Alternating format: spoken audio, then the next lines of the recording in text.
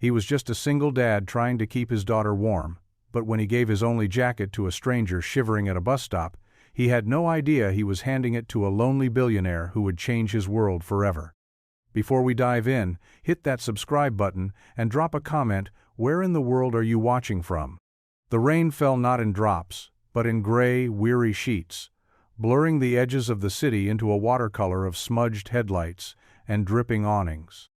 It was the kind of cold that seeped through denim and settled deep in your bones, a damp, persistent chill that no amount of brisk walking could shake. Liam clutched his daughter's hand tighter, his knuckles white against the biting wind. Maya, all of 8 years old and bundled in a puffy pink coat that had seen better winters, skipped beside him, her small boots splashing in puddles with a joyful abandon that Liam both envied and cherished. She didn't feel the cold, not the way he did. For her, the rain was a drumbeat, the city lights were jewels, and this walk home from the library was an adventure. For Liam, it was a calculation. It was the worn tread on his work boots, the dwindling numbers in his bank account, the quiet ache in his back from a long day of hauling drywall at a site that paid too little, too late.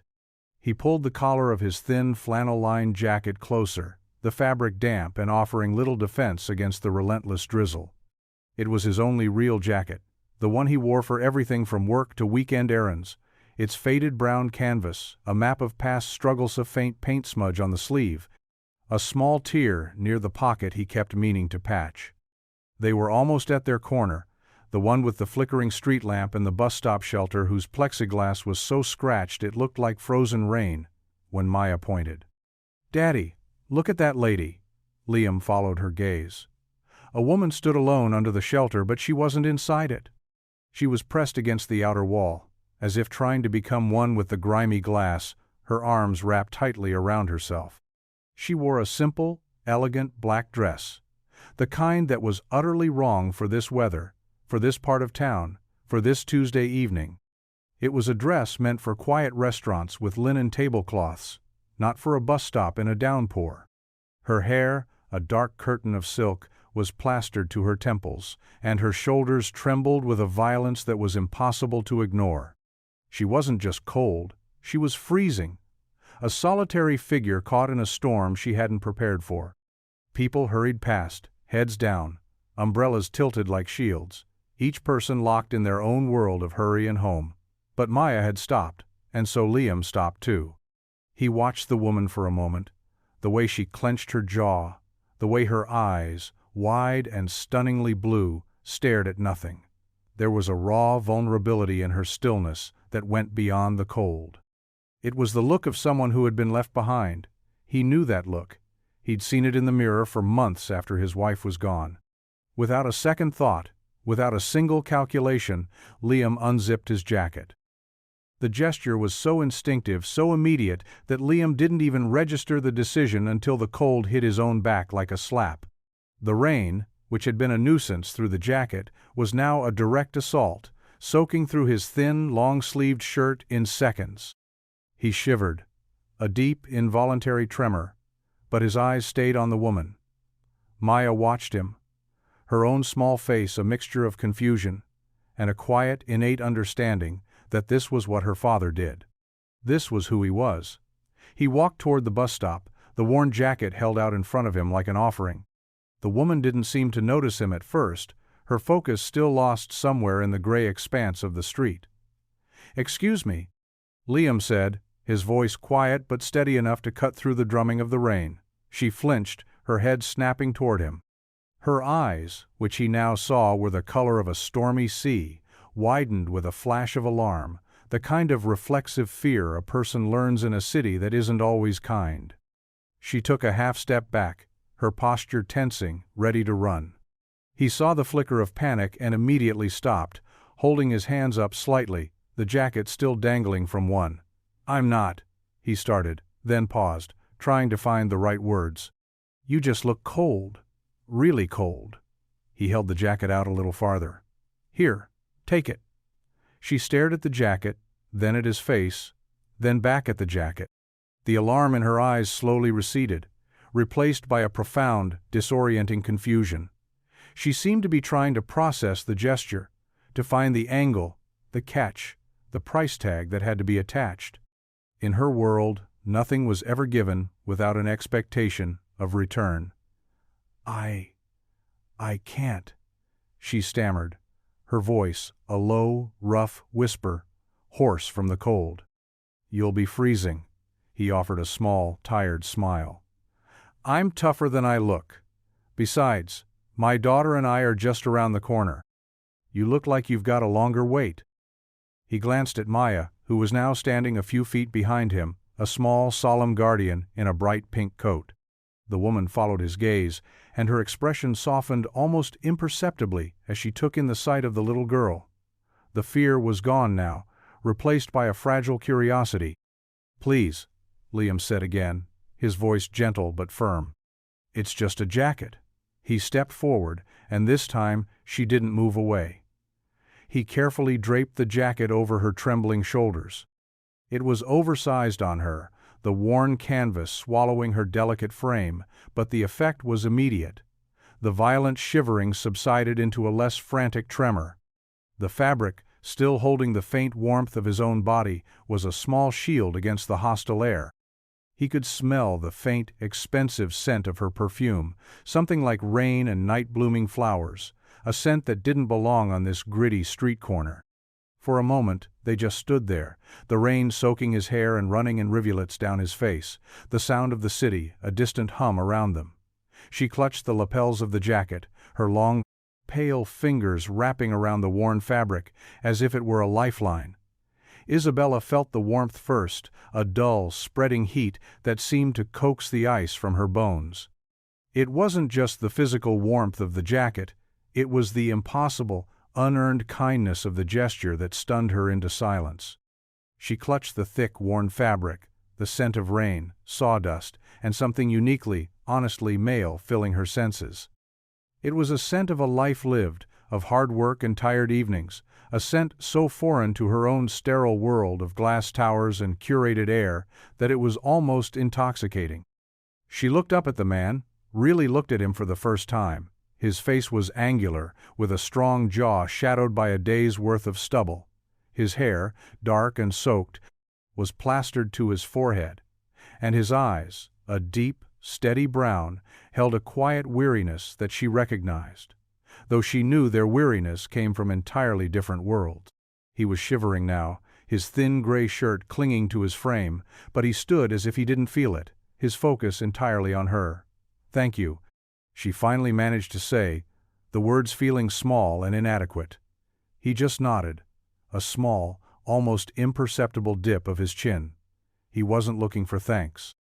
He wasn't looking for anything. That was the most disorienting part of it all. "Daddy, we're getting all wet." Maya's small voice piped up from behind him, a gentle reminder of the world beyond this strange, suspended moment. The man glanced back at his daughter, and his face transformed. The weariness softened, the hard lines around his eyes crinkling into a smile of pure, unadulterated love. "I know, sweet pea. Let's go." He turned back to Isabella, his expression shifting back to one of polite concern. "You be safe, okay?" He didn't ask for her name. He didn't ask what had happened to leave her stranded and shaking in a dress that cost more than his monthly rent. He didn't ask for the jacket back. He just gave, and then he prepared to walk away. "Wait," Isabella said, her voice a little stronger now. "Your jacket. How will I? How can I return it to you?" He hesitated, as if the thought hadn't even occurred to him. He ran a hand through his wet hair, looking momentarily flustered. "Don't worry about it," he said. "It's just an old jacket." "No, I insist," she pressed, a flicker of her usual take-charge self returning. "It's important to me that I return it." He seemed to consider this, his gaze shifting from her face to the jacket she was wearing, then back again. He finally let out a small, tired sigh, as if arguing was more effort than it was worth. "Okay," he said. "I work construction over at the new build on Elm Street. Liam, you can. You can just drop it with the foreman there if you want." He didn't offer a last name, no phone number, no easy way to find him. It was a dismissal wrapped in compliance, a way of appeasing her without inviting her into his life. He took Maya's hand again, gave a final nod, and turned, melting back into the rain-slicked street. Isabella stood there, clutching the warm, heavy jacket around her, and watched them go. She watched until their figures were just two small shapes disappearing into the gloom, a father and a daughter against the world, and in the profound silence they left behind, she felt a pang of something she hadn't felt in years, a deep, aching, and utterly unfamiliar loneliness. The warmth of the jacket was a strange comfort as Isabella finally slid into the back of the black town car that had pulled up silently to the curb moments after Liam and Maya had disappeared. The driver, a man she'd employed for years, yet whose first name she sometimes forgot, didn't say a word about her soaked dress or the oversized, rugged jacket she wore like a shield. He was paid for his discretion, for his ability to see nothing. Tonight, she was grateful for it. As the car moved smoothly through the rain-slicked streets, leaving the gritty neighborhood behind and heading toward the sterile gleam of her downtown penthouse, Isabella couldn't stop touching the jacket's worn fabric. She ran her fingers over the soft, frayed flannel lining, tracing the seam of a pocket that felt like it had held the same set of keys or a folded-up grocery list 1,000 times. This jacket had a history, a life woven into its threads. It smelled of the cold night air, of rain, and faintly of him, that honest, grounding scent of a man who worked with his hands.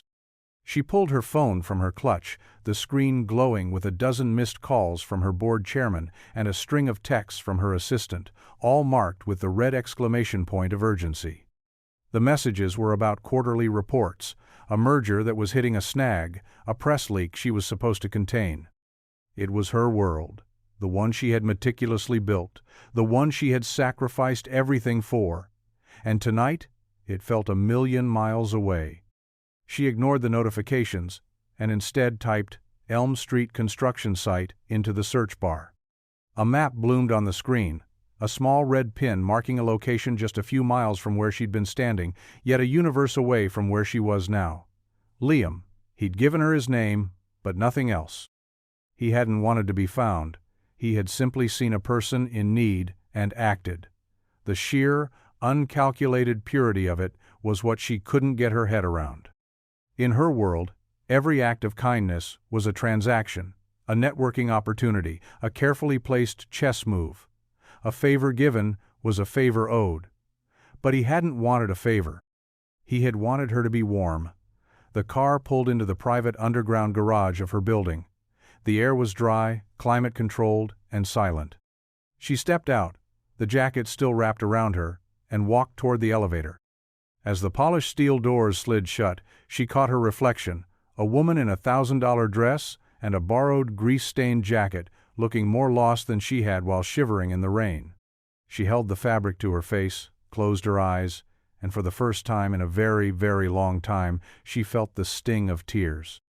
She hadn't just been given a jacket, she had been shown a glimpse of a world she didn't know still existed. The next morning, Liam woke to the familiar ache in his lower back and the scent of brewing coffee, a small luxury he allowed himself on payday. The rain had stopped, but the sky was a flat, unforgiving gray, casting a pale, shadowless light into their small apartment. He stood at the window, looking down at the wet street below, his thoughts drifting back to the woman at the bus stop. He hoped she was okay. He hoped she had gotten where she needed to go. He tried not to think about the jacket, about the gnawing cold he'd felt on the walk home, the kind that had settled in his chest and made him cough through the night. It was a stupid, impulsive thing to do.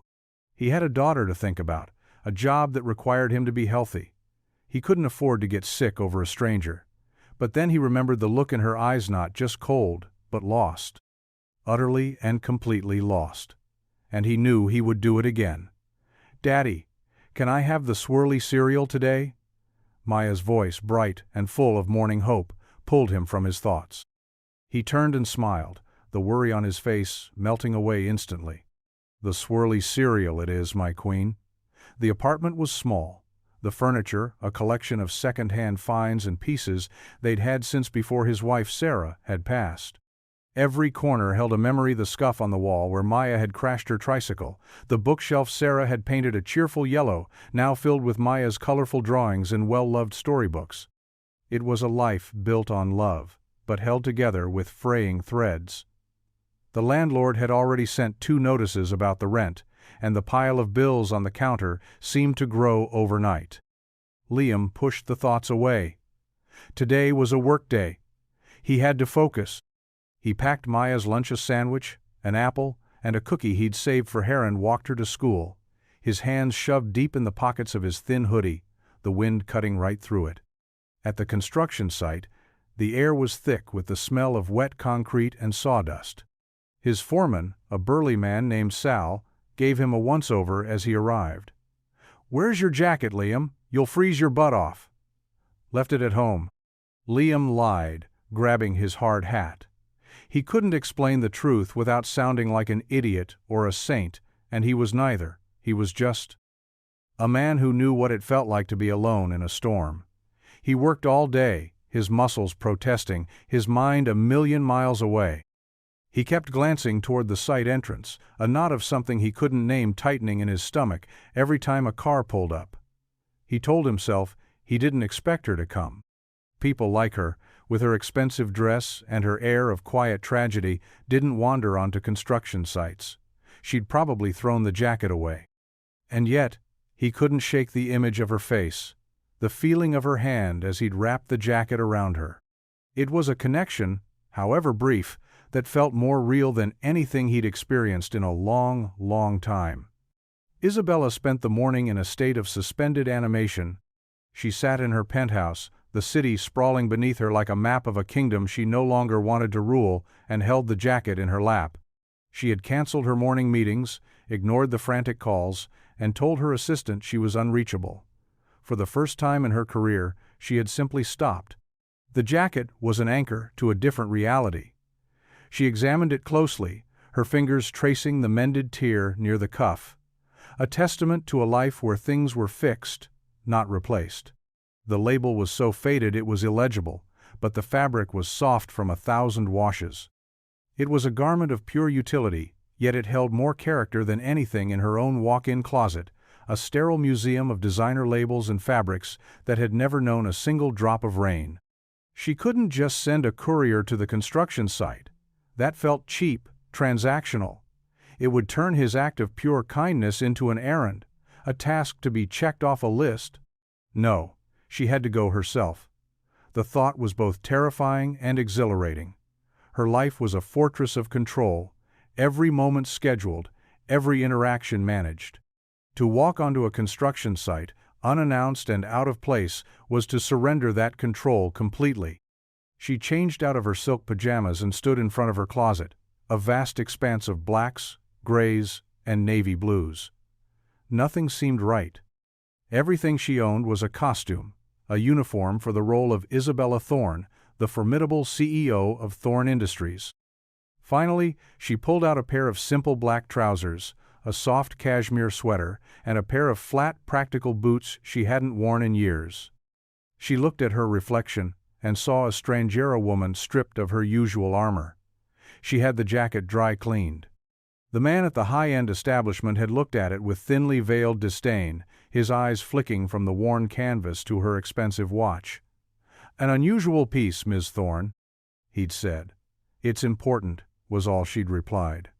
When she picked it up, it was pristine, the faint scent of him replaced by the sterile smell of cleaning chemicals. She almost regretted it. The imperfection had been part of its story.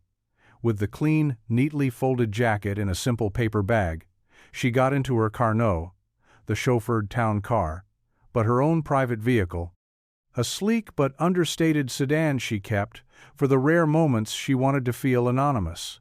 As she drove toward Elm Street, her heart hammered against her ribs. She was nervous. It was a feeling so foreign, so forgotten, that she almost laughed. Billion-dollar deals didn't make her nervous. Hostile takeovers didn't make her nervous. But the thought of facing a quiet, tired-eyed construction worker who had shown her a moment of grace, that terrified her. She was stepping out of her world and into his. with nothing to offer but a return jacket, and a thank you that felt wholly insufficient. Liam was on his lunch break, sitting on a stack of drywall and eating a sandwich from a brown paper bag when he saw the car. It was a dark gray sedan, clean and quiet, the kind of car that didn't belong in a lot filled with mud-splattered work trucks and dented vans. It parked near the site's temporary office, and for a long, heart-stopping moment, no one got out. Liam's hand, holding the sandwich, froze halfway to his mouth. He told himself it wasn't her. It was an architect, an inspector, a city official, but the knot in his stomach told him otherwise. Then the driver's side door opened, and she stepped out. She looked different today. The haunted, desperate look was gone, replaced by a quiet composure. She wore simple, dark clothes and flat boots, but she still carried an air of elegance that seemed to emanate from her very posture. Her hair was pulled back in a neat, low ponytail, and her face was pale, her expression unreadable. She stood by her car, clutching a paper bag, and scanned the chaotic construction site. Liam could feel the eyes of the other workers on her. Whistles and low murmurs rippled through the air. She was a swan who had wandered into a flock of crows, and everyone noticed. She didn't seem to see him at first, her gaze sweeping over the maze of scaffolding and half-finished walls. Liam felt a sudden, ridiculous urge to hide, to melt back into the shadows of the building. He was covered in a fine layer of dust, his hands were calloused and dirty, and his hoodie felt thin and inadequate. He was a world away from the kind of men she was probably used to. But then her eyes found him. They locked across the yard, and the noise of the scythe, the saws, the hammers, the shouts seemed to fade into a distant hum. A flicker of something crossed her face relief, maybe, or perhaps just recognition. She took a breath and started walking toward him, her steps measured and deliberate on the uneven, muddy ground. Sal, his foreman, whistled low beside him. "Who's that, Liam? You got friends in high places?" Liam didn't answer. He stood up, brushing the dust from his jeans, his heart pounding a slow, heavy rhythm against his ribs. He felt exposed, like she could see right through him the unpaid bills, the worn-out boots, the quiet desperation he worked so hard to hide. She stopped a few feet in front of him, the paper bag held between them like a shield. "Hi," she said, her voice soft. "Liam." "Hi," he managed, his own voice rough. He cleared his throat. "You found it!"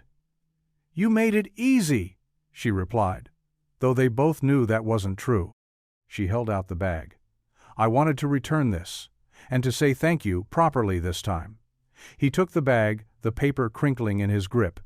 He could feel the familiar weight of the jacket inside, clean and impersonal now. "You didn't have to do that," he said. "I know," she said, her blue eyes holding his, "but I wanted to." The silence that stretched between them was thick with unspoken things. The other construction workers had gone back to their own lunches, but their curious glances still felt like a weight on Liam's shoulders.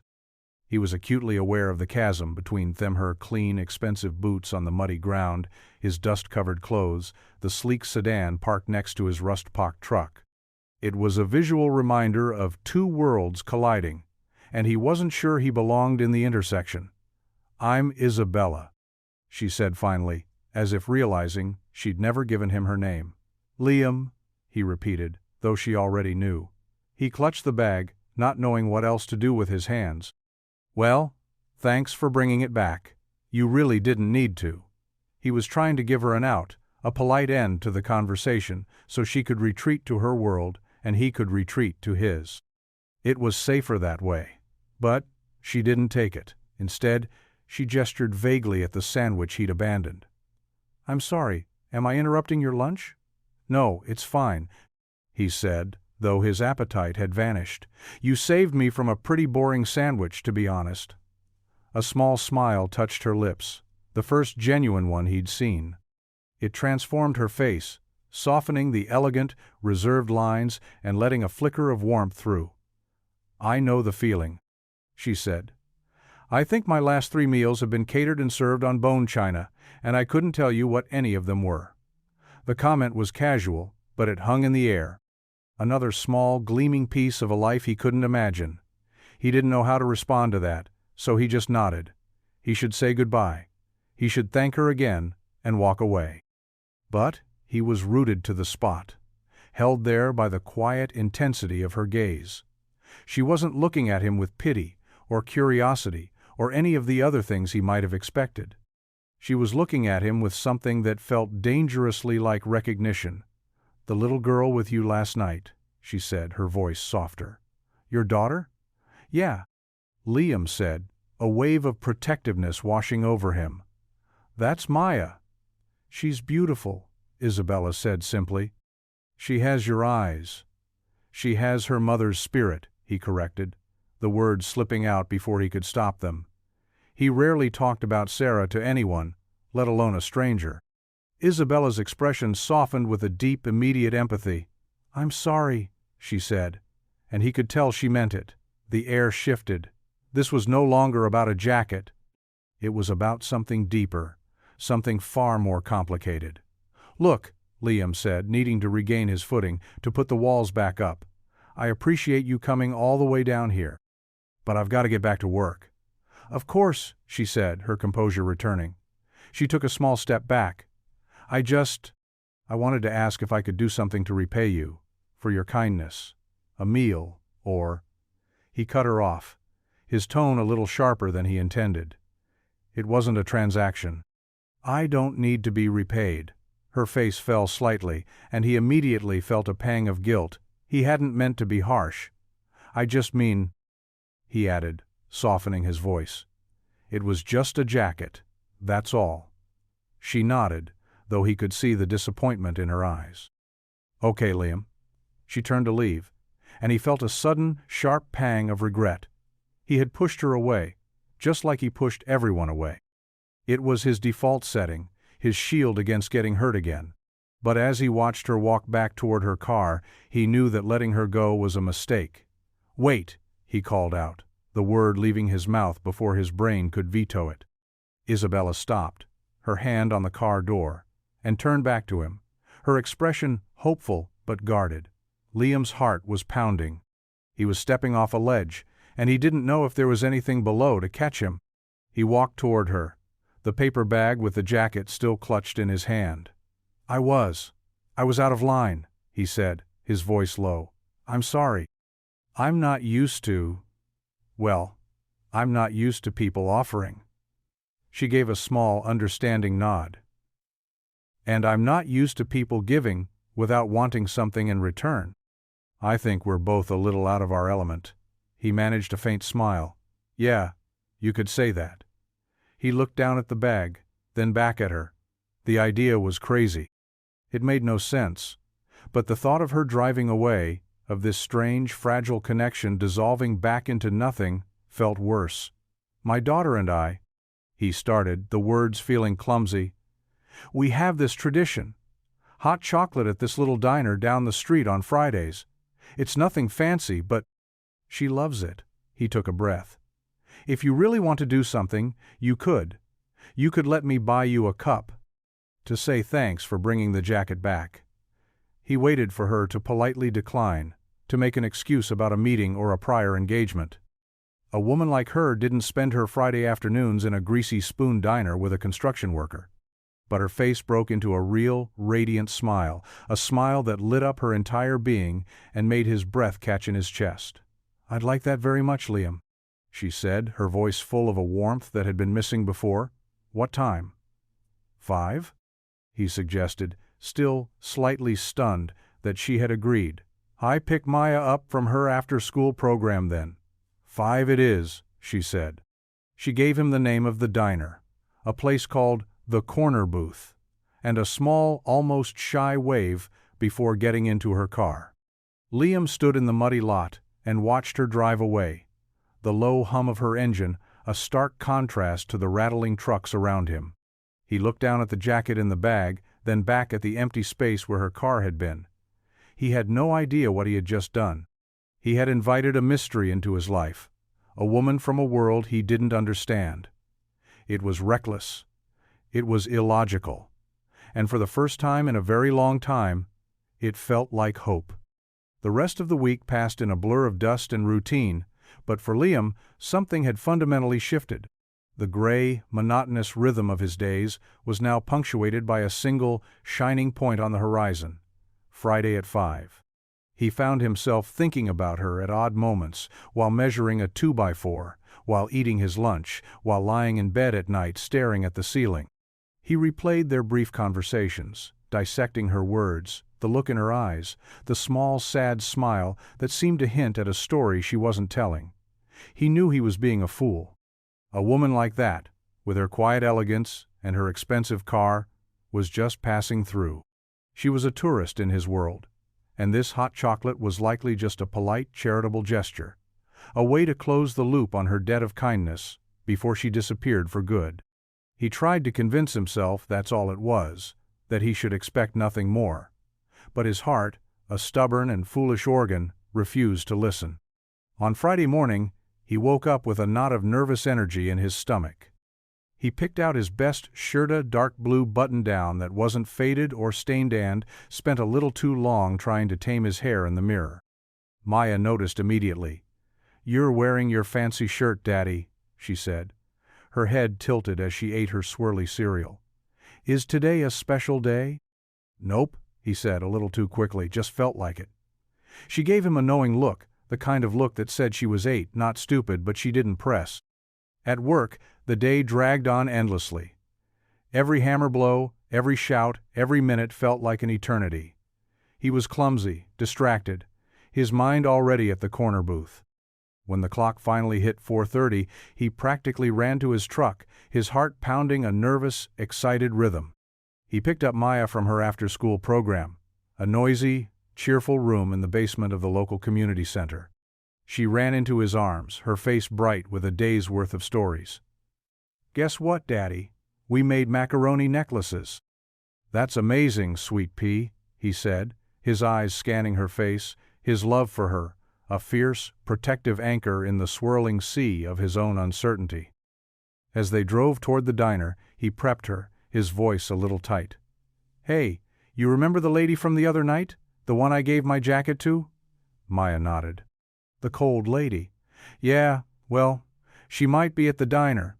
We're going to have hot chocolate with her." Maya's eyes lit up. "Really? Can I show her my necklace?" "Sure, kiddo," he said, his own nerves warring with his daughter's pure, uncomplicated excitement.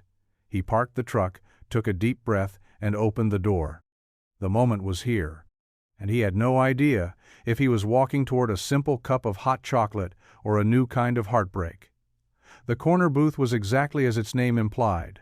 A small, unassuming diner nestled on a quiet street corner, with large plate glass windows and a faded neon sign that buzzed softly in the twilight. It was a place frozen in time, with red vinyl booths, a checkerboard floor, and the comforting smell of coffee, frying bacon, and sugar. It was Liam and Maya's place, their weekly ritual, a small island of normalcy in their often turbulent life. Liam's hand was clammy as he pushed open the door, a little bell chiming their arrival. He scanned the room, his heart doing a nervous flip-flop, and then he saw her. She was sitting in their booth, the one in the back corner by the window. She was staring out at the street, a pensive look on her face, and she hadn't seen them yet. She was wearing a simple gray sweater, her hair down, falling in soft waves around her shoulders. Stripped of her fancy dress and her powerful car, she looked softer, more approachable, and yet the air of quiet elegance still clung to her. She looked like she belonged on the cover of a magazine, not in a booth at a greasy spoon diner. Liam hesitated for a second, a wave of self-consciousness washing over him. This was a mistake. He was out of his depth. But then Maya tugged on his hand, her voice a loud whisper. "There she is, Daddy." Isabella's head turned, and her face broke into that same stunning smile he remembered from the construction site. The smile reached her eyes this time, chasing away the shadows and making them shine. "Hi," she said as they slid into the booth opposite her. "I was starting to think I'd been stood up." "Never," Liam said, his own nerves easing slightly in the face of her warmth. "We're sticklers for tradition." "I'm Maya," his daughter announced, holding up her macaroni necklace with pride. "I made this today." Isabella leaned forward, her expression one of genuine admiration. "Wow, Maya. That is the most beautiful necklace I have ever seen. The colors are perfect." Maya beamed, her shyness dissolving instantly. She launched into a detailed explanation of her artistic process, and Liam sat back, watching them. He watched the way Isabella listened, her chin resting in her hand, her eyes focused intently on his daughter. She wasn't faking it. She wasn't patronizing. She was genuinely engaged, laughing at all the right moments, asking thoughtful questions. A waitress, a woman named Flo, who had known Liam for years, came over with a grin. "The usual, Liam? 2 hot chocolates with extra whipped cream?" "Make it 3, Flo," he said, his eyes meeting Isabella's over the top of Maya's head. The air was filled with the easy chatter of his daughter and the low hum of the diner. And for a few, precious moments, Liam allowed himself to forget the chasm between their worlds. He allowed himself to just be a man having hot chocolate with his daughter, and a beautiful, mysterious woman who made him feel things he had long since buried. It felt dangerous. It felt wonderful. The hot chocolate arrived in thick ceramic mugs, piled high with whipped cream and drizzled with chocolate sauce. Maya dug in with gusto, a white mustache appearing on her upper lip almost immediately. Liam and Isabella sipped theirs more slowly, the warmth of the mugs a welcome comfort in their hands. The conversation flowed more easily than Liam had expected. Isabella had a way of asking questions that made you want to answer, a quiet curiosity that felt genuine, not invasive. She asked about his work, about what it was like to build things from the ground up. He found himself talking about the satisfaction of seeing a blueprint turn into a home, the camaraderie of the crew, the simple pride in a hard day's work. He hadn't talked about his job with that much passion in years. In turn, he learned small, curated details about her. She told him she was, in consulting, a vague and polished term that he knew was a deflection. She said she traveled a lot for work, that she was taking some time off to reevaluate things. She spoke of cities he had only seen in movies, Paris, Tokyo, Rome, but she spoke of them with a strange detachment, as if they were just locations on a map, not places she had truly lived in. "It sounds like you have a very exciting life," he said, stirring his hot chocolate. She gave a small, wry smile. "It's busy." Not always the same thing as exciting. There was a sadness in her eyes when she said that, a flicker of the same lost look he'd seen at the bus stop. He wanted to ask more, to understand the story behind the sadness, but he didn't. It wasn't his place. Maya, meanwhile, had finished her hot chocolate and was now drawing on a napkin with a crayon Flo had given her. She was humming to herself, completely absorbed. "She seems like a very happy kid," Isabella said softly, her gaze on Maya. "She is," Liam said, his voice thick with love. "She's the best part of my life. She saved me, after her mom." The words were out before he could stop them, another crack in the armor he kept so carefully around his heart. Isabella's expression softened with that same deep empathy he'd seen before. She didn't offer platitudes or empty condolences. She just listened, her presence a quiet, steady comfort. "You're a good father, Liam," she said, her voice barely a whisper. "It's obvious how much you love her." His throat tightened. It had been so long since anyone had seen him, really seen him, beyond the tired construction worker, the grieving widower, the struggling single dad. She saw the love, she saw the effort. And in that moment, in the warm, noisy diner, he felt a connection to her that was as terrifying as it was undeniable. He was falling for a woman he didn't know, a woman who was a walking, talking mystery. And he knew, with a certainty that chilled him to the bone, that it was a path that could only lead to ruin. The evening ended too soon. Maya started yawning, her head drooping onto the table, the macaroni necklace askew. It was past her bedtime. Liam slid out of the booth, his movements reluctant. "We should probably get going," he said, the spell of the warm diner breaking. "Thank you for this, Isabella. It was too nice." "It was," she agreed, her smile a little sad around the edges. "Thank you for inviting me." They stood outside on the sidewalk, the air cold and sharp after the warmth of the diner. The neon sign cast a soft red glow on their faces. Maya was half asleep on her feet, leaning against Liam's leg. "I can give you a ride," Isabella offered, gesturing to her sleek gray sedan parked across the street. "It's no trouble." "We're okay," Liam said quickly, a little too quickly. "We've got the truck. Besides, it's not far." He didn't want her to see their apartment building, the one with the cracked pavement and the perpetually broken lobby light. He didn't want her to see the reality of his life, the grit and the struggle. He wanted to exist, for a little while longer, in the warm, anonymous bubble of the diner. She seemed to understand. She didn't push. "Okay," she said softly. "Well, drive safe. You too." An awkward silence fell between them, the kind that happens when neither person knows how to say goodbye, or if they even should. Will I see you again?" The question slipped out of her, quiet and vulnerable, catching him off guard. He looked at her, at the hopeful, uncertain look in her beautiful blue eyes, and his heart ached. He should say no. He should protect himself, protect Maya. A woman like her was a temporary star in his gray sky, bound to fade away. But he couldn't. He couldn't lie. "I'd like that," he heard himself say, his voice betraying the caution his brain was screaming at him. Her face lit up with a relief so palpable it was like the sun coming out from behind a cloud.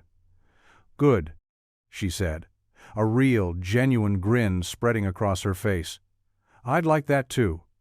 She didn't ask for his number, and he didn't offer it. The lack of logistics made the whole thing feel fragile, ephemeral, like a dream he might wake up from. But as he buckled a sleepy Maya into her car seat and drove away, he glanced in his rearview mirror. Isabella was still standing on the sidewalk, watching them go, a solitary figure bathed in the soft red glow of the diner's sign. And Liam knew with a terrifying certainty that he was already in too deep. The feeling of being in too deep gnawed at Liam for the rest of the weekend. It was a low, persistent hum of anxiety beneath the surface of his everyday life.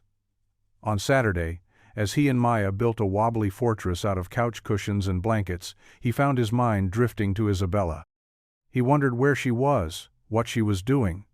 Was she in some impossibly chic apartment, overlooking the city, or was she in another boardroom, commanding respect with her quiet poise? The two images didn't reconcile, and the mystery of her was a puzzle he couldn't stop trying to solve. He knew he was romanticizing it, building her up in his mind into something she probably wasn't. She was just a person with her own problems, her own sadness. But she was a person who had listened, who had seen him, and that was a powerful, addictive thing. On Sunday, he took Maya to the park. As she climbed the monkey bars, her laughter echoing in the crisp autumn air, he sat on a bench and replayed their conversation. Her consulting job, her detached talk of travel, the sadness in her eye-sit all pointed to a life of privilege, but also one of loneliness.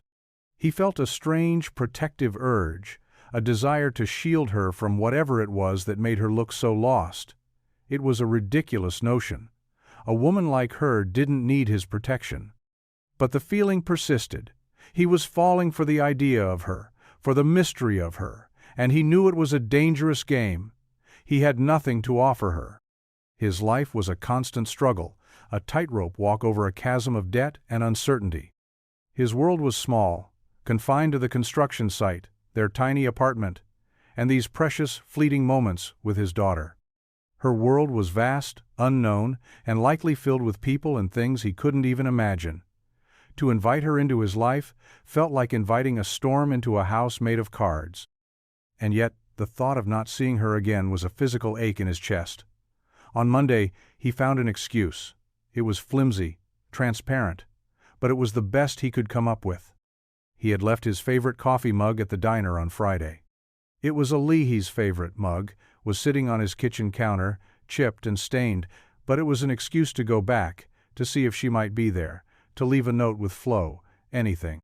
After work, His heart pounding a nervous rhythm, he walked into the corner booth. The diner was quiet, the late afternoon sun slanting through the windows. Flo was wiping down the counter. "Liam, back so soon? Did you forget something?" "Yeah, Flo," he said, trying to sound casual. "My coffee mug. The blue one." Flo frowned. "Didn't see it, honey, but I'll keep an eye out." He felt a flush of embarrassment. Of course, she hadn't seen it. "No worries," he said, turning to leave. And then he saw it. Tucked into the small, built-in jukebox selector at the back booth was a single, folded napkin. His breath caught. He walked over slowly and pulled it out. On it, in elegant, looping handwriting, was a phone number. And beneath it, 2 words: "Just in case."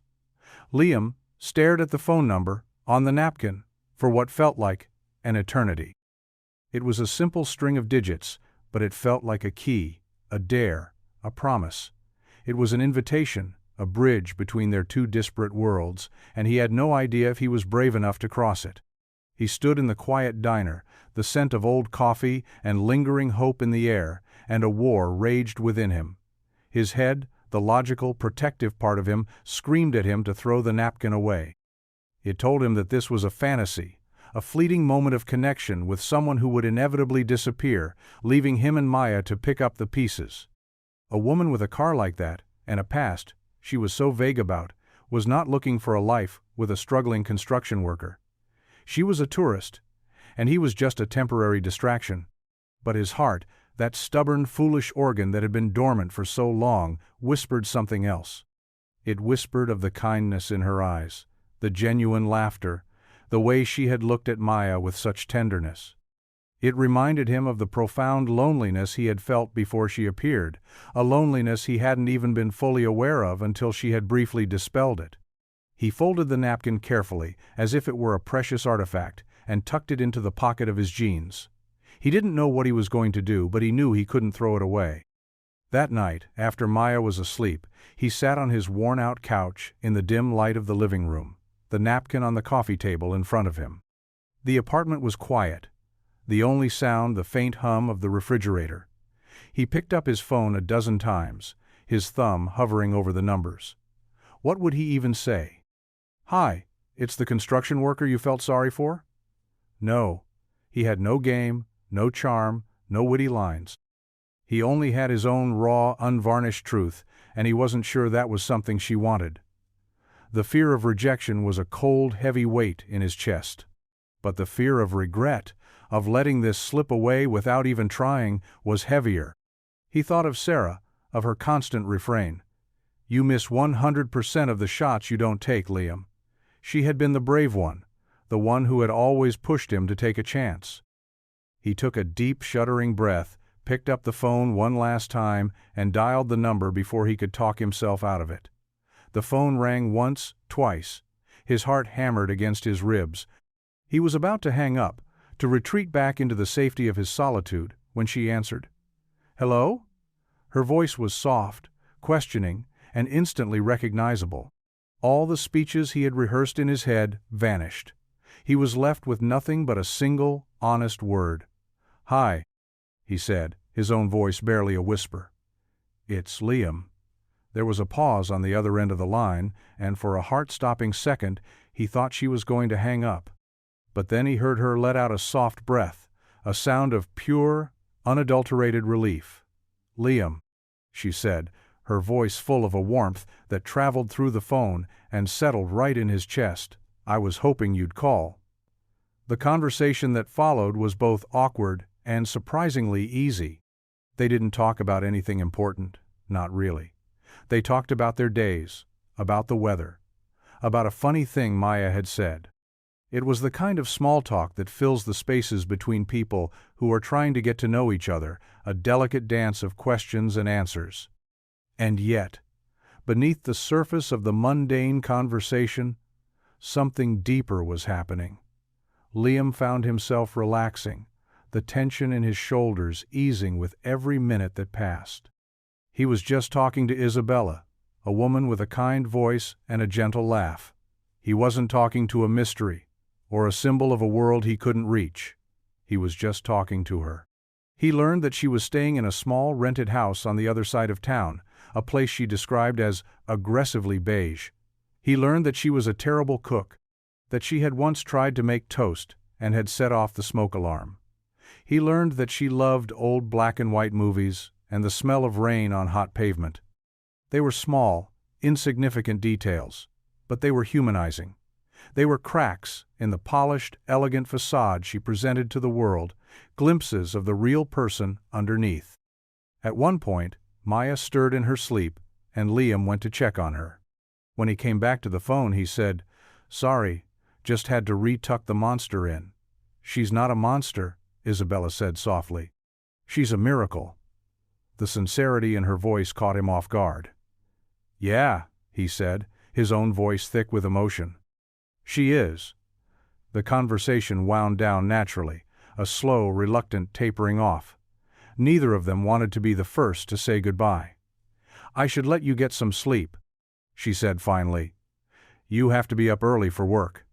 "Yeah," he said, a note of disappointment in his voice. "Isabella?" "Yes, Liam?" "I'm glad I called." "Me too," she whispered. "Good night." When he hung up the phone, the apartment didn't feel as empty as it usually did. It was still quiet, still filled with the ghosts of his past and the anxieties of his future, but now there was something else, too. A small, fragile flicker of warmth. A possibility. He walked over to the window and looked out at the sleeping city. He still didn't know who Isabella really was, or what she was doing in his town. He still knew, on a rational level, that this was a temporary, impossible thing. But for the first time in a very long time, he felt a stirring of something he had thought was long dead, a desire to find out what happened next. And that, he realized, was a very dangerous and very wonderful thing. Their second date, if it could be called that, was a walk in the park. It was her idea. She had called him a few days later, her voice a little hesitant, and asked if he and Maya would be free on Saturday. "Nothing fancy," she had promised, "just some fresh air." Liam had agreed immediately, his heart doing a stupid, youthful leap. The park was bathed in the golden light of a perfect autumn afternoon. The trees were a riot of red and gold, and the air was crisp and clean. Maya ran ahead of them, chasing squirrels and collecting fallen leaves, her laughter a bright, clear sound that seemed to make the whole world better. Liam and Isabella walked side by side on the gravel path, a comfortable silence between them. He had been nervous again, but her presence was calming. She wore jeans, a simple cream-colored sweater, and the same flat boots as before. She looked beautiful, but in a way that was accessible, real. "This is nice," she said, tilting her face up to the sun. "I haven't done this I can't remember how long." "Done what?" he asked. "Just walked. With no destination, no agenda." He understood that. His own life was a series of destinations: work, school, the grocery store, home. There was rarely time for aimless wandering. They found a bench overlooking a small pond, the water glittering in the sunlight. Maya was at the water's edge, talking to a family of ducks. "She has such a free spirit," Isabella said, watching her. "I was never like that. I was always contained." "What do you mean?" he asked, turning to look at her. She sighed, her gaze distant. "My childhood was very structured. Tutors, lessons, expectations. There wasn't a lot of room for just being a kid." It was another breadcrumb, another small clue to the puzzle of her life. He could picture it. A quiet, lonely little girl in a big, empty house. It made his heart ache for her. "I'm sorry," he said. "Don't be," she said, giving him a small, sad smile. "It made me who I am." "And who is that?" he asked, the question bolder than he intended. She looked at him, her blue eyes searching his face.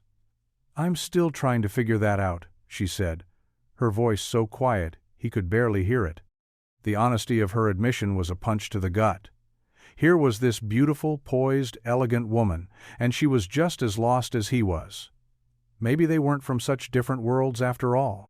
Maya came running back to them then, her hands full of colorful leaves, her face flushed with excitement. "Look what I found!" she exclaimed, holding them out for Isabella to see. Isabella took the leaves, examining each one with a seriousness that made Maya beam. "These are treasures, Maya," she said. And Liam knew, as he watched them together, that he was witnessing something special, something real. He was no longer just falling for a mystery. He was falling for the woman who saw the beauty in a handful of fallen leaves, the woman who was trying to find her way back to herself. And he knew, with a terrifying clarity, that he wanted to be there to see her arrive. The days that followed settled into a new, tentative rhythm.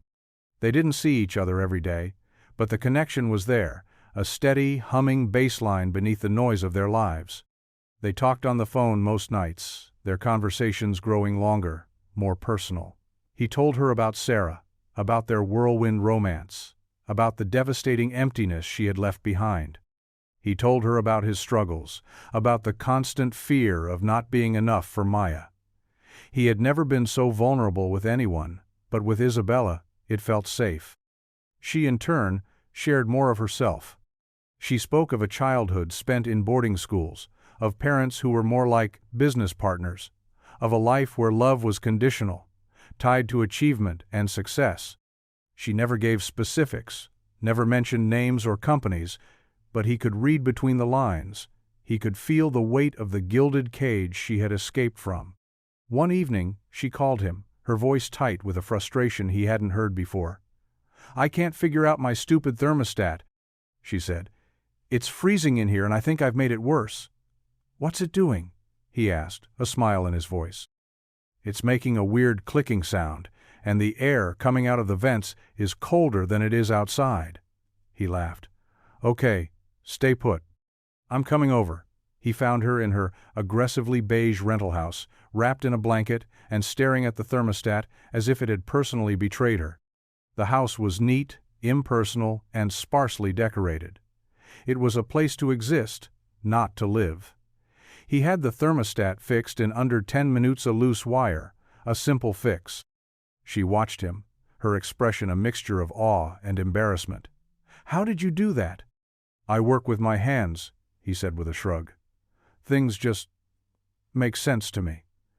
"Nothing makes sense to me right now," she confessed, her voice small. They ended up sitting on her generic rental couch, a safe distance between them, and talking for hours.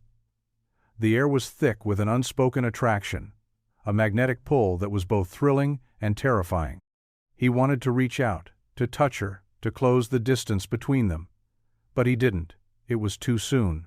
It was too fragile. He was acutely aware of the line between them, the line he was so afraid to cross. As he was leaving, he paused at the door. "You know," he said, "you don't have to be alone in this." She looked at him, her eyes shining in the dim light of the hallway.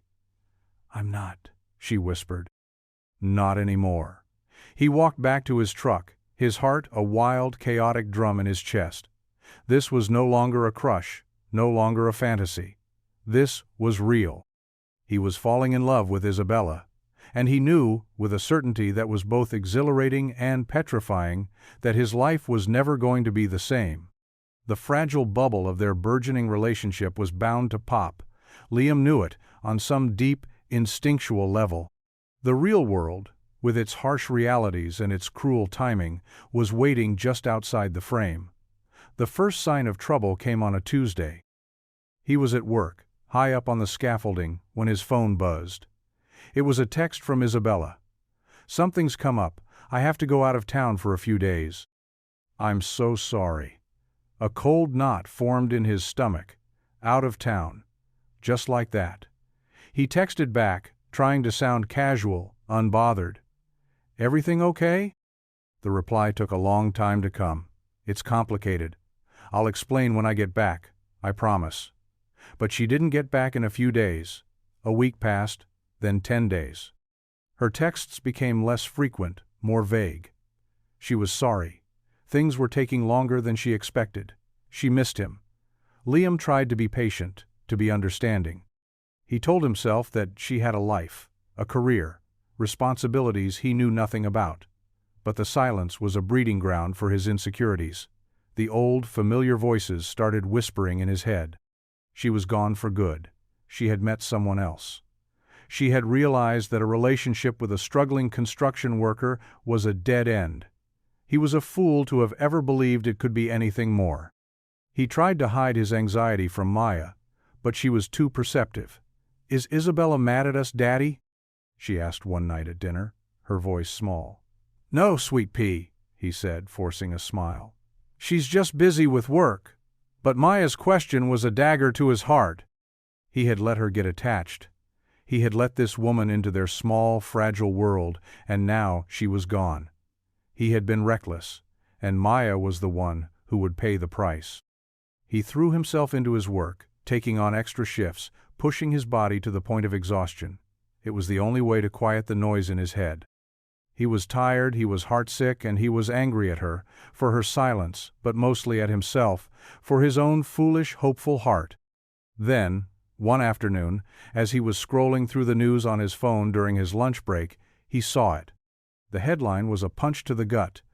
"Elusive billionaire Isabella Thorne resurfaces to finalize hostile takeover of rival tech giant." And beneath the headline was a picture. It was her. Not the Isabella he knew, the one with the soft sweater and the sad smile. This was Isabella Thorne, the CEO. She was stepping out of a black car, surrounded by men in suits. She wore a power dress. Her hair was perfect. Her expression was one of cool, formidable confidence. She looked powerful. She looked untouchable. She looked like a complete stranger. Liam stared at the screen, the world around him tilting on its axis. Billionaire. CEO. It all clicked into place: the vague consulting job, the expensive car, the detached talk of travel. It had all been a lie. Not a direct lie, but a lie of omission, a carefully constructed facade. He felt a wave of nausea. He wasn't just a fool, he had been played. He was a project, a curiosity, a brief, charitable detour in the life of a woman who bought and sold companies like he bought groceries. The anger was a hot, bitter taste in his mouth. He felt used, humiliated. He had opened up his heart, his life, his daughter's life, to a woman who was living a lie. He closed the browser, his hand shaking. The fragile bubble hadn't just popped, it had been shattered into a million pieces. And he was left standing in the wreckage, colder and more alone than ever before. The anger was a fire in Liam's chest, burning hot and bright for 2 full days. He went to work, he came home, he went through the motions of being a father, but underneath he was simmering with a righteous fury. How dare she? How dare she waltz into his life, make him feel seen, make his daughter love her, all while hiding a secret of that magnitude? It was a betrayal, plain and simple. He deleted her number from his phone. He threw away the napkin she had left at the diner. He tried to erase her from his mind, to relegate her to a painful but necessary lesson learned. He told himself he was better off, that he had dodged a bullet. A relationship with a billionaire was an absurdity, a fairy tale for fools, and he was no fool. But by the 3rd day, the fire of his anger began to bank, leaving behind the cold, gray ashes of a deeper, more painful emotion: hurt. The fury had been a shield, a way to protect himself from the crushing weight of his own disappointment, but he couldn't sustain it. Because when he was honest with himself, when he let his guard down in the quiet, lonely hours of the night, he knew that the woman in the power dress in that news photo wasn't the woman he had fallen for. He had fallen for the Isabella who had listened to his stories with tears in her eyes. He had fallen for the Isabella who had marveled at Maya's macaroni necklace. He had fallen for the Isabella who had looked at him, a dust-covered construction worker, and seen a good man. Was that woman a lie? Or was she the real one, the one trapped inside the billionaire's armor? The questions tormented him, leaving him in a state of confused, heartsick limbo. He missed her. It was a simple, undeniable truth. He missed her laugh, her quiet presence, the way her eyes would light up when she talked about something she was passionate about. He missed the feeling of not being so utterly alone in the world. He was lost, adrift in a sea of conflicting emotions. He didn't know what to believe, what to feel. All he knew was that the silence on the other end of the line was a gaping wound, and he had no idea how to heal it. One night, as he was tucking Maya into bed, she looked up at him with her wide, serious eyes. "Daddy," she said, "I miss Isabella." "I know, sweet pea," he said, his voice thick. "Me too. Do you think she'll ever come back?" He didn't have an answer. He just kissed her forehead, turned out the light, and walked back into the living room, the weight of the world on his shoulders. He was a man who had built his life on a foundation of simple, solid truths. But Isabella Thorne had shattered that foundation, and he was left standing in the ruins with no blueprint for how to rebuild. Isabella stood on the balcony of her penthouse, the city lights twinkling below like a carpet of fallen stars. The deal was done. The takeover was complete. She had won. The business world was buzzing with her name, praising her strategic brilliance, her ruthless execution. She should have been celebrating. She should have been feeling triumphant, powerful, vindicated. Instead, she felt nothing but a vast, hollow emptiness. The victory was a hollow echo in a life that had become devoid of real meaning. All she could think about was Liam. She had seen the news articles, the ones that had inevitably followed her reappearance. She knew he would have seen them, too. She could picture his face, the slow dawning of understanding, the inevitable hardening of his features as he realized her deception. She had shattered his trust, and the knowledge of it was a physical pain in her chest. She had tried to call him a dozen times, but the calls went straight to voicemail. He had deleted her number, blocked her, erased her from his life. And she couldn't blame him. She had lied to him. Not with her words, but with her silence. She had been a coward, too afraid to tell him the truth, too afraid that the weight of her name, her fortune, her world, would crush the fragile, beautiful thing that had been growing between them. She had been trying to protect it, but in the end, she had been the one to destroy it. She had come back to her world to handle the crisis, telling herself it would only be for a few days. She had told herself she could fix the mess, assert her control, and then go back to him, to the quiet, real life she had found with him and Maya. But her world had a way of pulling you back in, of reminding you of your obligations, your responsibilities. The few days had turned into 2 weeks, a whirlwind of meetings, negotiations, and strategic battles. And with every day that passed, she felt herself slipping further away from the woman she had started to become, the woman who walked in parks and laughed at burnt thermostats. She missed them. The ache of it was a constant, dull throb. She missed Maya's bright, innocent chatter. She missed Liam's quiet strength, his tired smile, the way he looked at her as if she were the only person in the world. She had traded all of that for this view from the top of a lonely, gilded cage. She walked back inside and picked up her phone. She couldn't call him, but there was another way.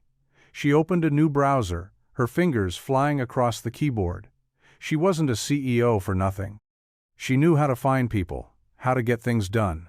It was a long shot, a desperate, Hail Mary pass, but she had to try. She had to do something to prove, to him and to herself, that the woman he had met was real, and that she was worth fighting for. A month after he'd seen the headline, Liam was still trying to find his footing. Life had reverted to its previous state of quiet struggle, but the colors seemed duller now, the silence heavier. He and Maya had their routines: work, school, the library, the park, but the joy felt muted, shadowed by a loss that neither of them spoke of but both of them felt. The bills were still piling up, and a new notice from the landlord had appeared under their door, this one with more red ink than the last. He was falling behind, and he didn't know how he was going to catch up. He was considering taking on a second job, something at night after Maya was asleep, though the thought of it filled him with a bone-deep weariness. One Saturday, they were at the community center, the same one where Maya's after-school program was held. Liam had volunteered to help fix a set of broken shelves in the center's small, underfunded library. It was unpaid work, but it felt good to be useful, to fix something that was broken. As he worked, Maya sat at a small table, drawing with a set of crayons. The The center's director, a kind, overworked woman named Mrs. Gable, came over to him, a letter in her hand. "Liam," she said, her face glowing with an excitement he hadn't seen in a long time. "You are not going to believe this." She handed him the letter. It was on thick, creamy stationery with a letterhead he didn't recognize. The Lighthouse Foundation. He scanned the letter, his eyes widening with every word. The Lighthouse Foundation, a private philanthropic organization, had chosen their community center for its annual Anchor Grant. The grant was substantial, enough to not only renovate the entire center, but also to expand its programs, to hire more staff, to create a new computer lab for the kids. It was a miracle, a lifeline for a place that was always on the verge of sinking. "Isn't it wonderful?" Mrs. Gable said, her voice choked with emotion. "It's completely anonymous. They just said they were inspired by the center's commitment to the community." Liam felt a strange, dizzying sensation. Anonymous. The Lighthouse Foundation. He had a sudden, overwhelming suspicion. That night, after Maya was asleep, he sat down at his old, slow computer and typed "The Lighthouse Foundation" into the search engine. The foundation's website was sleek, professional, and deliberately vague. It spoke of empowering communities and investing in potential. There was no list of donors, no board of directors mentioned. It was a digital ghost, but Liam was a man who knew how to dig. He spent hours following a trail of digital breadcrumbs, cross-referencing public records, searching for any connection. And finally, deep in the archives of a financial news site, he found it. A small, throwaway line in an article about next-generation philanthropists. Isabella Thorne, CEO of Thorne Industries, is also the sole and anonymous benefactor of the Lighthouse Foundation, an organization she created to honor her late grandmother, a woman she has described as the only lighthouse in my stormy childhood. The words hit him like a physical blow. It was her. She hadn't just given them a grant, she had thrown them a lifeline. She had done it quietly, anonymously, without asking for anything in return. It wasn't charity, it was a testament. It was her way of saying, "I see you, I see your world, and it matters." He leaned back in his chair, the glow of the monitor illuminating the conflict on his face. This didn't change the fact that she had lied, but it did change the narrative. This wasn't the act of a woman playing games, this was the act of a woman who cared. And Liam, a man who had been drowning in his own pride and hurt, was suddenly forced to confront a new, terrifying possibility. Maybe he had been wrong. The knowledge that Isabella was behind the grant sat with Liam for days, a heavy, complicated weight. It was a gesture of such profound generosity that it was impossible to ignore. But it was also a reminder of the vast, unbridgeable chasm between their worlds. She could solve the problems of an entire community with the stroke of a pen, while he was struggling to keep the lights on. The power imbalance was staggering, and it only reinforced his feeling that they were a mismatched, impossible pair. He didn't know what to do. Part of him wanted to call her, to thank her, to tell her that he understood. But his pride, that stubborn, foolish pride, held him back. To acknowledge the grant felt like accepting charity, like admitting his own inadequacy, and so he remained silent, locked in a stalemate with his own heart. The tipping point came, as it always did, from Maya. One evening she came to him with a drawing she had made. It was a picture of the three of them, Liam, Maya, and Isabella standing in front of the community center. But the community center was bright and new, with a shiny red roof and a garden full of flowers. Above them, the sun was a giant, smiling face. "This is us in the future," she said, her voice full of a child's unwavering optimism. "When the center is all fixed up, and Isabella is back." Liam's throat tightened. He looked at the drawing, at the three stick figures holding hands, and something inside him broke. Who was he protecting with his silence? Not Maya. She wanted Isabella back, and not himself. His pride was a cold, lonely companion. He was letting his own fear and insecurity dictate their future, and in doing so, he was hurting the one person he was trying to protect. He had to do something. He couldn't call her. He still didn't have her number. He couldn't write to her. He had no address. But he had to reach out, to send a signal, to let her know that he had seen her message. He thought for a long time, and then he knew what he had to do. The next day, he went to a small, local nursery and spent the last of his grocery money on a single, small sapling. It was a lighthouse maple, the nursery owner told him, a variety known for its resilience and its brilliant autumn colors. That evening, after work, he took the sapling and a shovel to the small, neglected patch of grass in front of the community center. He dug a hole in the hard, unforgiving ground, his muscles aching, his hands raw. He planted the tree carefully, tamping the earth around its base, giving it a new home. He didn't put up a sign. He didn't tell anyone what he was doing. It was a quiet, anonymous act, a message sent out into the universe. It was a gesture of faith, a symbol of a new beginning. It was his way of saying, "I see you too, and I'm ready to start again." He didn't know if she would ever see it, or if she would understand what it meant. But as he stood back and looked at the small, hopeful tree, a solitary sentinel in the gathering dusk, he felt a sense of peace he hadn't felt in a long, long time. He had let go of his pride, and in its place he had planted a seed of hope. Isabella was in a board meeting, a sterile, glass-walled room on the 40th floor, when her phone buzzed with an alert. It was from a news clipping service she used, one that was programmed to flag any mention of the Lighthouse Foundation. Usually the alerts were for dry, financial reports. But this one was different. The headline read, "Mysterious Lighthouse Maple appears at local community center." Her heart stopped. She clicked the link, her hand trembling slightly. The article was from a small local online paper, the kind that covered town hall meetings and high school football games. It described how a single, anonymous person had planted a small maple tree in front of the recently grant-funded community center. The reporter, clearly charmed by the story, had dubbed it the Lighthouse Maple, a symbol of the community's gratitude and hope.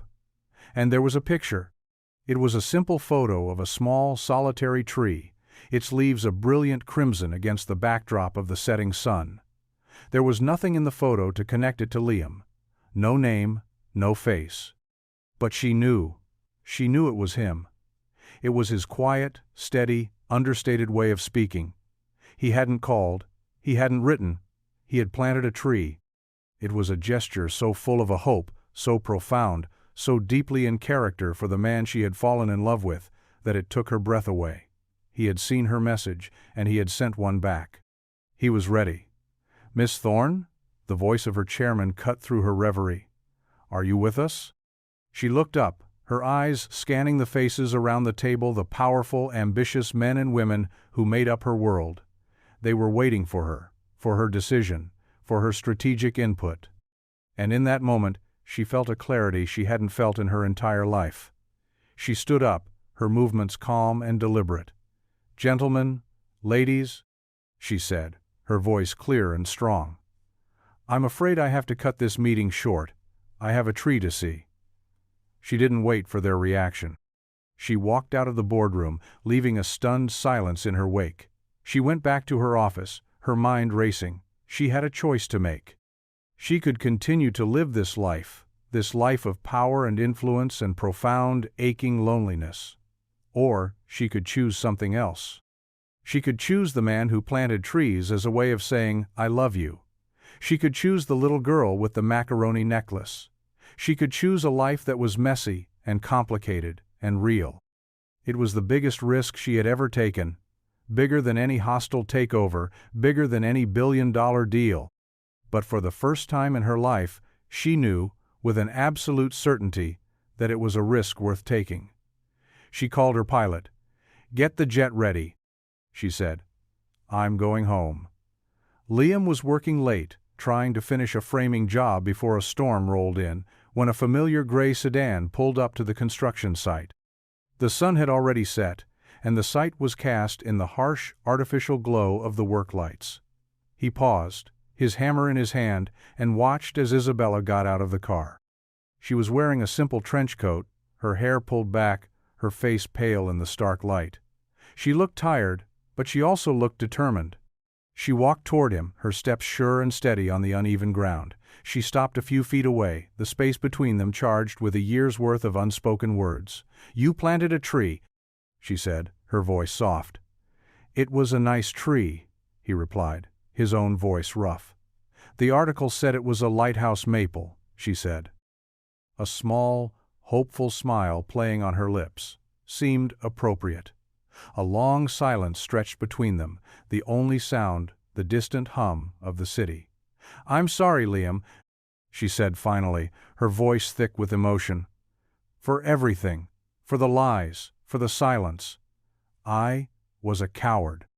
I was so afraid of my world breaking yours that I broke it myself." "I was a fool," he said, his own voice cracking. "I was so wrapped up in my own pride, my own fear, that I pushed you away. I was so afraid of getting hurt again that I hurt you instead." "I'm not that woman anymore, Liam," she said, taking a step closer. "The one in the power dress. I quit. I walked away from it all." He stared at her, his eyes wide with disbelief. "You, what?" "I handed the company over to my board," she said. "I kept the foundation, and enough to be comfortable, but the rest, it's just noise. It's not what I want." "What do you want, Isabella?" he asked, his voice a whisper. She was standing in front of him now, so close he could see the tears shining in her eyes. "I want a life that's real," she said. "I want a home. I want to watch Maya grow up. I want to watch trees grow." She looked up at him, her heart in her eyes. "I want you, Liam. If you'll still have me." He didn't answer with words. He dropped the hammer, closed the distance between them, and pulled her into his arms. He kissed her. A kiss that was full of a year of pent-up longing, of regret, of a hope that had refused to die. It was a kiss that tasted of sawdust and rain and second chances. It was a kiss that said, "Welcome home." The community center was transformed. The grant from the Lighthouse Foundation had worked its magic, turning the tired, run-down building into a bright, vibrant hub of activity. There was a new computer lab, a renovated library, a colorful playroom for the younger kids, and in the front, the lighthouse maple stood tall and proud, its leaves a fiery crimson in the autumn sun. A small plaque had been placed at its base. It didn't say who had planted it. It just said, "For new beginnings." One crisp Saturday afternoon, a small, informal wedding was held in the center's newly planted garden. There were no fancy invitations, no string quartets, no five-course meals. Just a gathering of friends, a handful of construction workers in their Sunday best, Mrs. Gable from the community center, and a beaming Flo from the diner. Maya was the flower girl, scattering red and gold leaves down the makeshift aisle. She wore a simple white dress and a crown of autumn flowers, and she looked like a woodland princess. Liam stood at the front, his hands shaking slightly, a single, perfect maple leaf tucked into the lapel of his new suit. He wasn't a man who was used to happiness, but he was learning. When Isabella appeared at the end of the aisle, a hush fell over the small crowd. She was breathtaking. She wore a simple, elegant, ivory dress, her hair woven with the same autumn flowers as Maya's. She carried no bouquet. Her hands were empty, ready to take his. She walked toward him, her eyes locked on his, a smile of pure, unadulterated joy on her face. They didn't exchange fancy, poetic vows. Their promises were simple, heartfelt, and real. "I promise to fix your thermostat," Liam said, his voice thick with emotion, "and to always be your safe harbor in a storm." "And I promise to never hide from you again," Isabella said, her voice a tearful whisper, "and to build a life with you that is more valuable than any fortune." They exchanged simple, solid gold bands, and as the makeshift officiant, a grinning Sal, pronounced them husband and wife, a cheer went up from the small crowd.